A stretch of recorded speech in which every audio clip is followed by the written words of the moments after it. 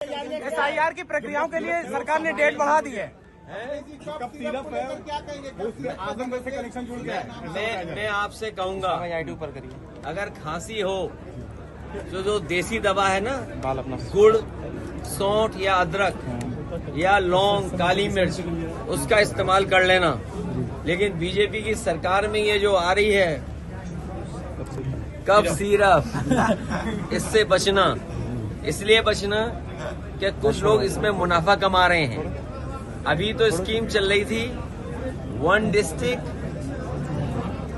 1 mafia. ये ODOP नहीं है, ODOM है ये, 1 डिस्ट्रिक्ट 1 माफिया।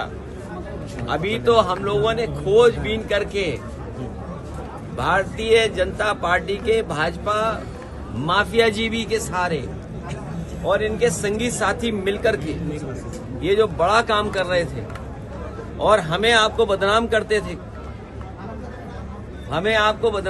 थे, सच्चाई तो ये है कि महागुंडा राज चल रहा है इस समय। ये जो गुंडा राज वो बदनाम करते थे, अगर इस सरकार में देखोगे तो महागुंडा राज चल रहा है। और ODOP नहीं, जो हमें आपको सबको कहते थे 1 डिस्ट्रिक्ट 1 माफिया, जब से माफियाओं की सूची निकाली हम लोगों ने जानकारी कर करके कि 1 डिस्ट्रिक्ट 1 माफिया, ODOM, ये बीजेपी के इसका खुला